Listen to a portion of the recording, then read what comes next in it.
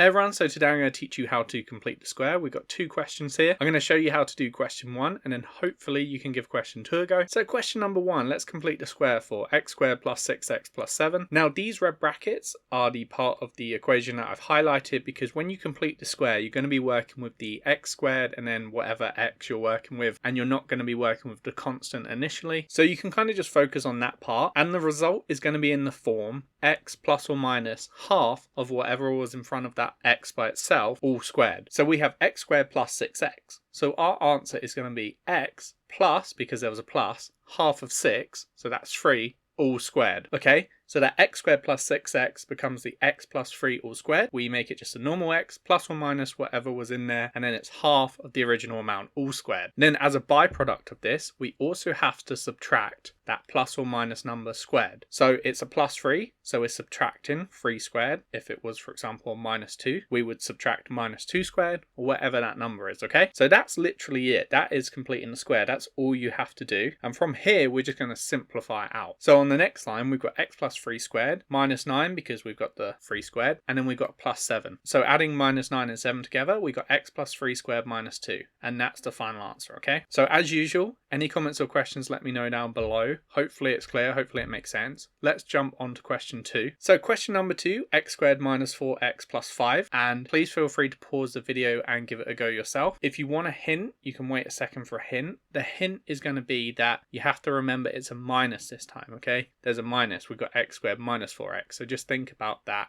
before you jump into it. So let's start working this out. So the x squared minus 4x, we've obviously got a plus 5 in there as well, but we're working with the x squared minus 4x. That's going to become x minus 2 all squared because we've just taken the x, and then we've taken the 4 divided by 2 because we halve it. So it's going to give us x minus 2 all squared minus the new amount squared, so minus 2 squared plus 5. Let's simplify a bit. We've got x minus 2 all squared minus 4 plus 5 because the minus 2 squared became a positive 4, and then we're subtracting that positive 4. So x minus 2 all squared minus 4 plus 5. Simplifying that down with the minus 4 and the 5, we've got x minus 2 squared plus 1. Okay, hopefully that was clear. I feel like, you know, you can overcomplicate trying to explain this, but I think it can be hard to explain or understand, especially for someone who hasn't seen it. So seriously, please do let me know if you want me to try and explain it in another way, or if you have a specific question. Cool, I hope that helped. Thank you so much for watching, and best of luck with all your maths.